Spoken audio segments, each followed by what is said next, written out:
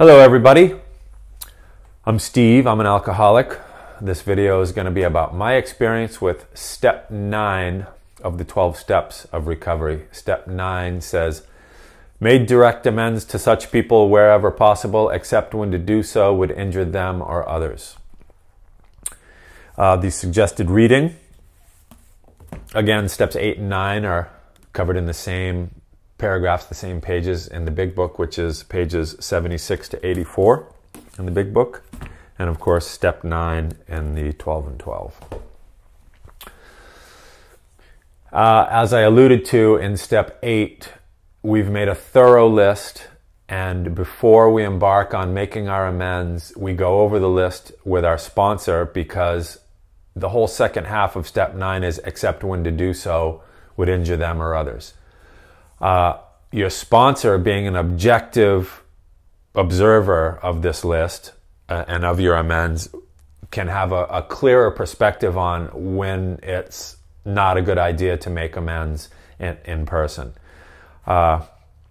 because it would injure them or others. And I won't get into the details of that. It's written about in the literature, and your sponsor can help you with that. But basically, my perspective is a little too selfish and a little too biased for me to say for myself, well, I'm not going to make amends to that person because of whatever reasons I might make up. Your sponsor can call BS on that and say, actually, that's a person you can make amends to, and that's somebody that you shouldn't meet in person with. So that's a big part of step 9, is going over the 8-step list with your sponsor.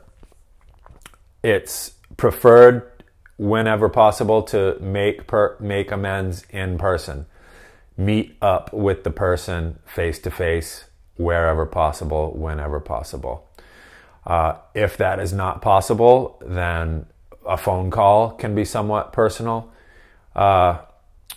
Emails are not recommended. Handwritten letters are better than emails, in my experience. Again, that whole catharsis of actually writing with a pen to paper. And if you have a case where you want to make an amends to someone who's deceased, then writing a letter to a deceased person is commonplace. I've taken a sponsee one time to do a graveside amends to a person that had passed away, where, just kind of self-explanatory, went to the grave and sponsee made the amends and came back, and it had the desired effect. It's not so much about how the other person perceives the amends or what they think or don't think about it. It's about you getting honest about it and you taking ownership of your behaviors. That's what's more important. And so what an amends is a lot of people have this perception of that it's just an apology, where you might meet up with somebody that you harmed in the past as a result of your drinking or whatever, and you might say, hey, I'm sorry I did all that crap. I just wanted to say I'm sorry. It's more than that.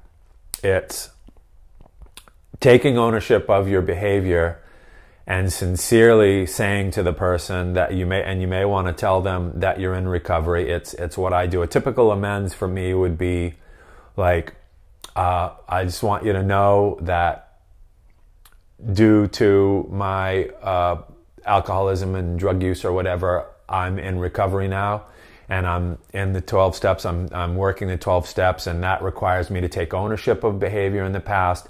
And I just wanted to say that I acknowledge that I did X, Y, Z, and that it was wrong. And I'm here to say I'm sorry. But also the amend part is to amend, like an amendment to the Constitution. You amend it, you make it better. The amend, vocabulary-wise, is I'm amending my life, amending my behaviors now to improve them. I'm amending my life in such a way that I'm going to try my best not to do those things that I used to do when I was drinking, which hurt so many people. That's the amend, the amendment, the amends, vocabulary-wise. And so I'll explain that to the person when I'm making the amends. I actually just did one a couple weeks ago that came to me, and I had to say that take ownership of the stuff and say that I'm trying to live my life in a different way in recovery. And also, there's the restitution part of it where you have to say, is there anything that I can do to make this right? I wronged you in such a way years ago or whenever, and is there anything that you can think of that I can do to kind of right it and make things better, which may actually involve financial restitution. Somebody might be like, yeah, you owe me $1,000, you bleep, type of thing. And you can certainly discuss those situations with your sponsor because those can get complicated. But what's important is that you're owning the behavior and you're becoming willing to make these amends and you're communicating it to that person. So an important pitfall, potential pitfall of step 9 that I've run into is it's very important that it was important for me that I dropped all expectations of how this person is going to respond to my amends. Because my ego would love to think that every amends is going to go like this, where the person says, oh, don't worry about it. We were just partying. It's no big deal. And I'm so glad that you're in recovery now. Good luck to you. Don't worry about what you did. It's all good. That's how my ego wants every amends to go. Some of them do go that way. A few of them have, but there have been a few where the person has called me out and said, you know what? You're right. What you did was really wrong. I'm still angry about it.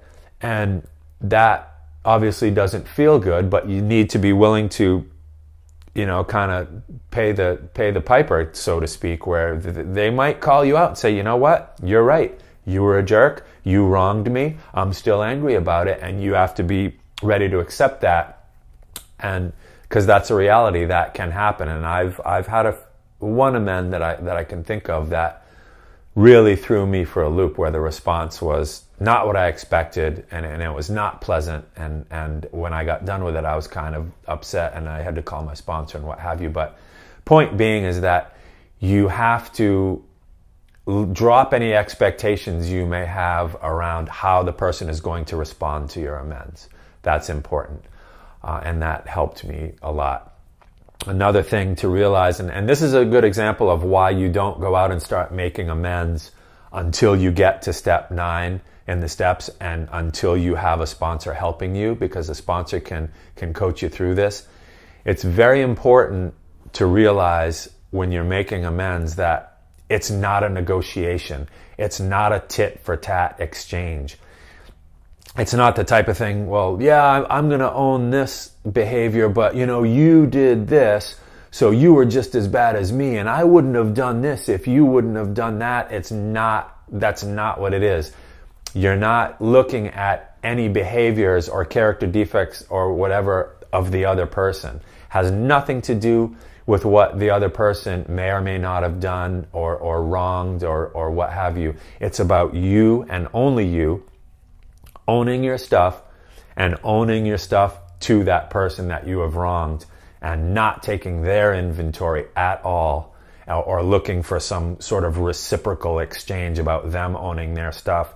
Not about that at all. It's only about you owning your stuff to them and letting go of whatever their wrongs might be or character defects may or may not be, because that's not what it's about. It's not a negotiation. It's not an exchange of wrongs. It's just, this is my stuff and I'm owning it to you and trying to make the amends. So that's my experience with step 9. Thanks.